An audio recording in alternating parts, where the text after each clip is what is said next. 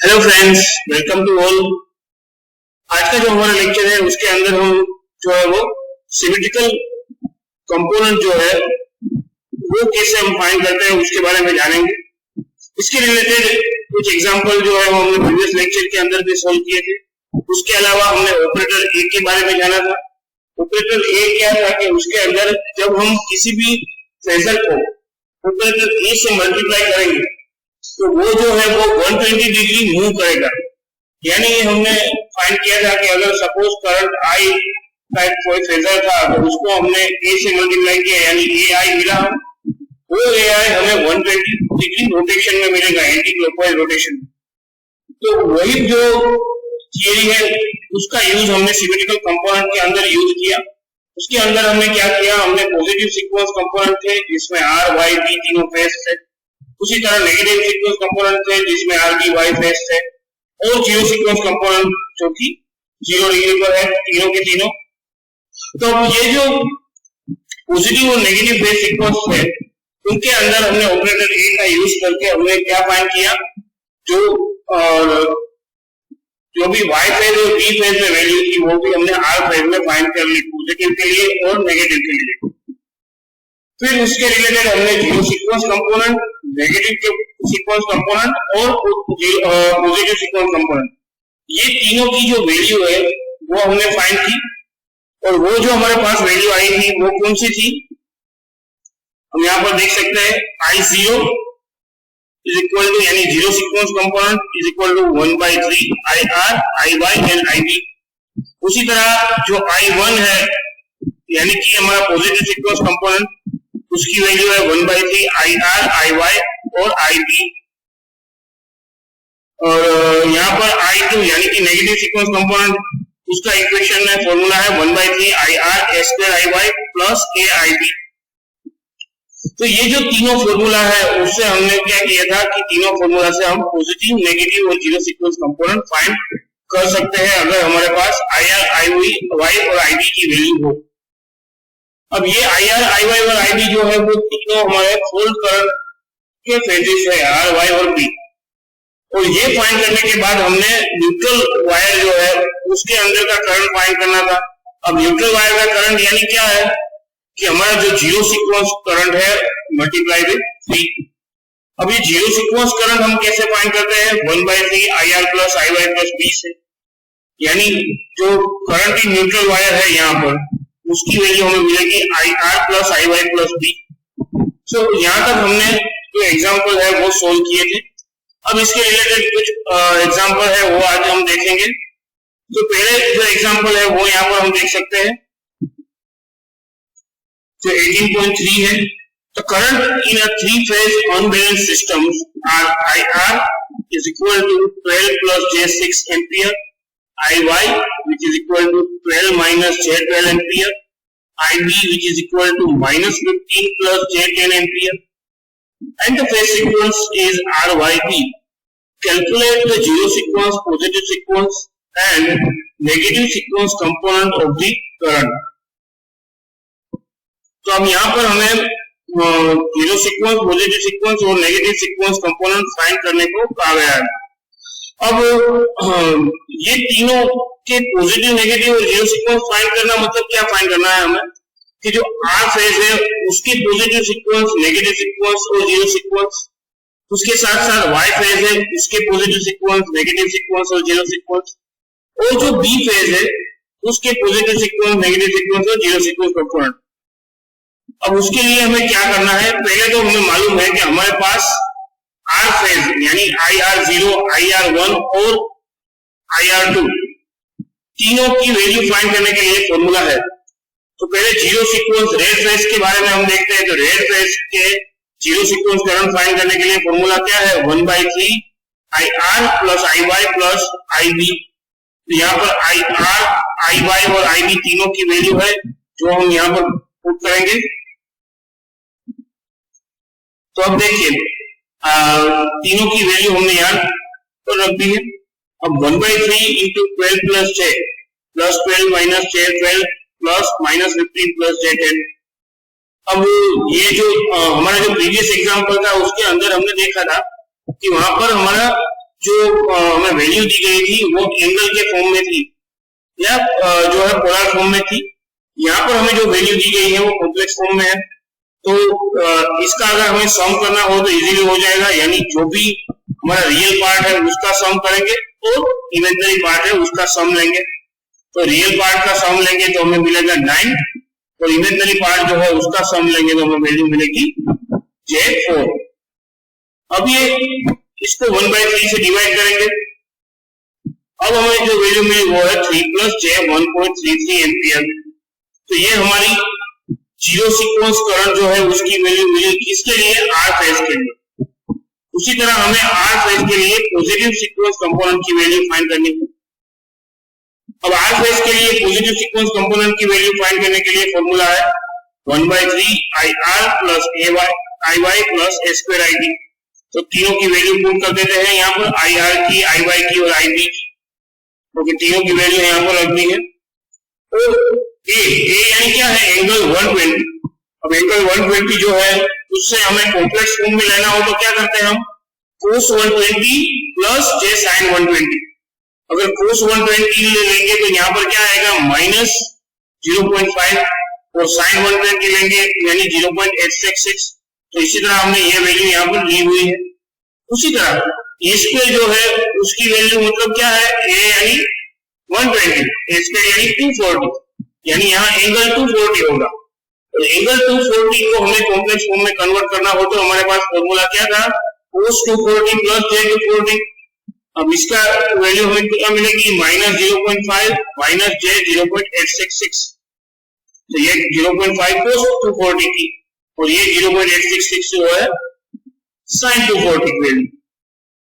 अब यहाँ पर जो सभी वैल्यू है उसका मल्टीप्लिकेशन और समेशन करेंगे तो हमें वैल्यू मिलेगी 32.55 + J 30.39।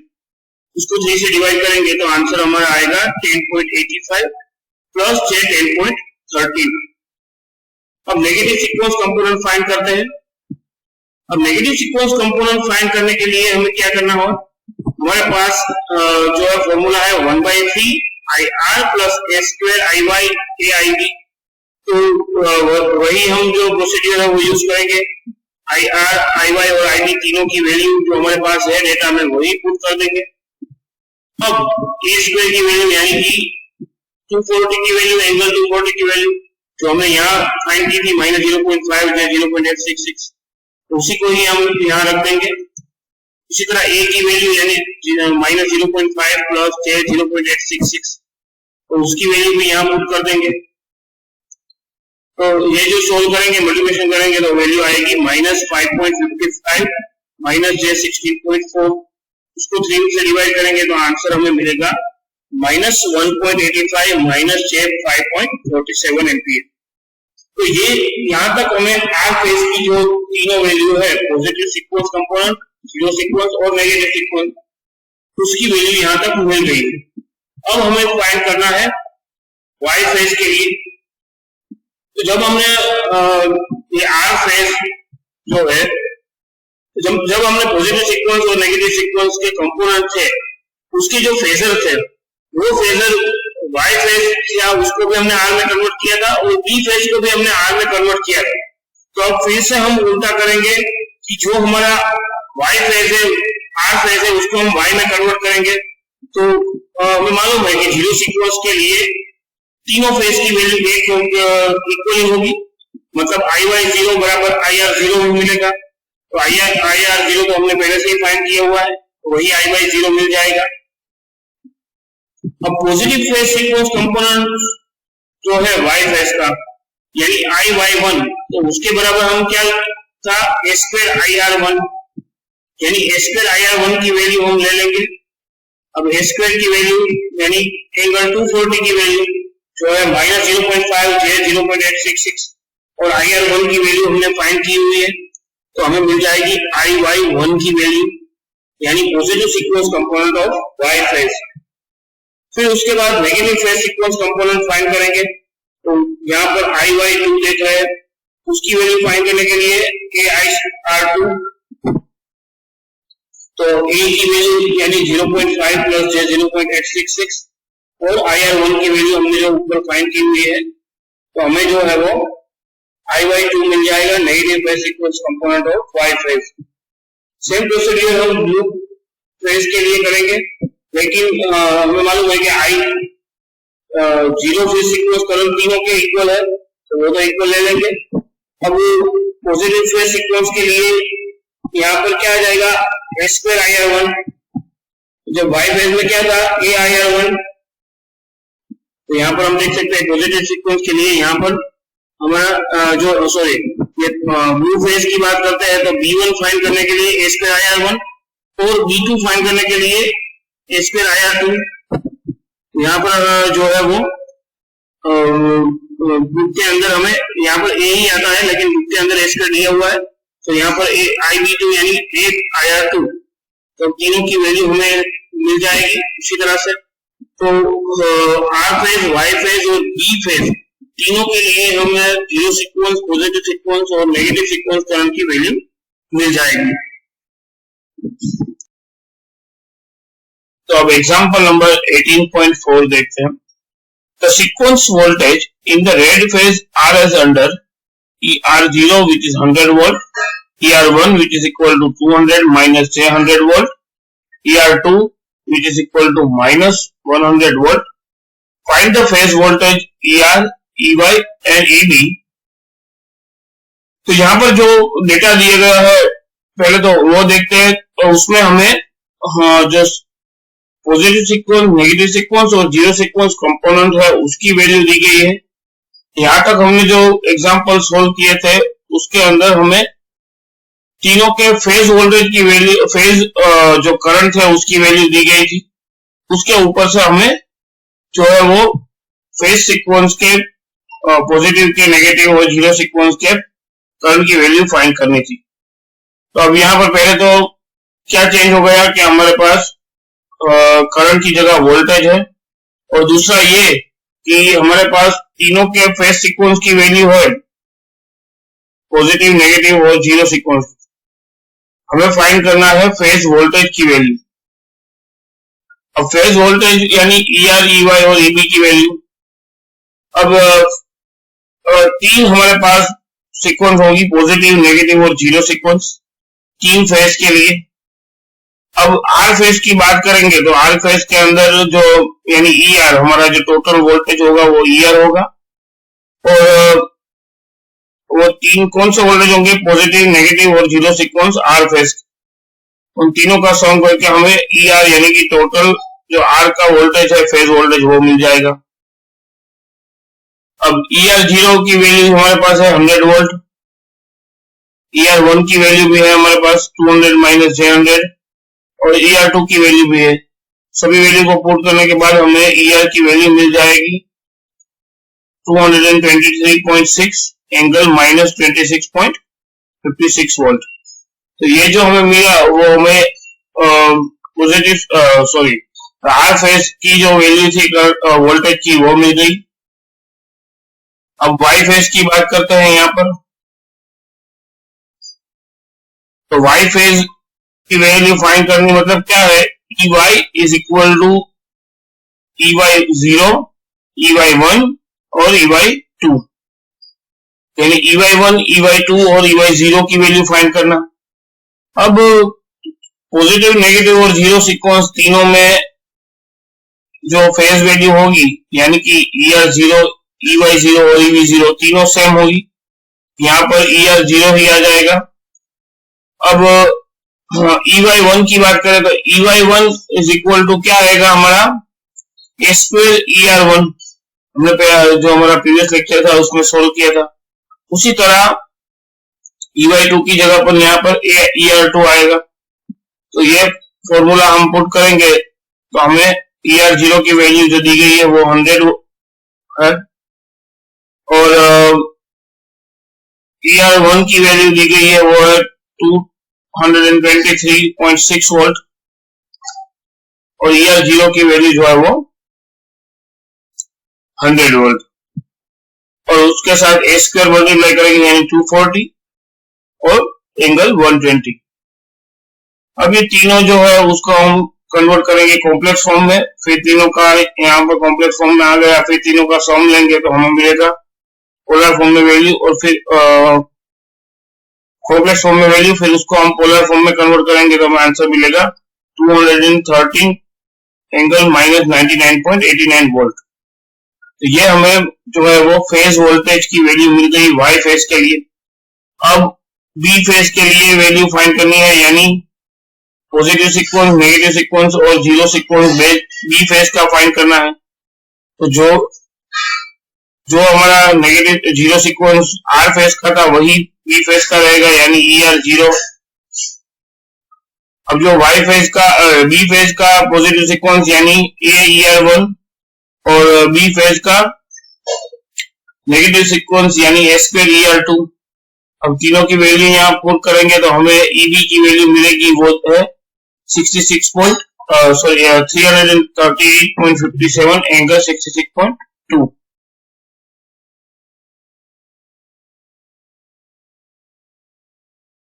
Now in the next example, here we see that example 18.5, the zero and positive sequence component of the red phase are as under, where ER0 which is equal to 0.5 minus J0.866 volt and ER1 which is equal to 2 angle of 0 volt. If the phase voltage ER which is equal to 3, find the negative sequence component of the red phase and the phase voltage of EY and EB. तो यहाँ पर हम देख सकते हैं कि हमें positive sequence और जीरो सीक्वेंस वोल्टेज की वैल्यू दी गई है, उसके साथ साथ हमें जो आर फेज का जो करंट है उसकी वैल्यू दी गई है। अब हमें क्या फाइंड करना है कि जो हमारे पास नेगेटिव सीक्वेंस कंपोनेंट नहीं है उसकी वैल्यू फाइंड करनी है आर फेज की, और उससे हमें और वो मिलने के बाद हमें जो वाई फेज और बी फेज है दोनों के करंट की वैल्यू फाइंड करनी है। तो पहले यहां पर देखते हैं। तो पहले हमें क्या फाइंड करना है, नेगेटिव सीक्वेंस कंपोनेंट यानी कि ER2। अब हमारे पास जो आर फेज का करंट है उसकी वैल्यू फाइंड करने के लिए ER which is equal to ER0 ER1 plus ER2, यानी zero sequence, positive sequence, negative sequence component of R phase.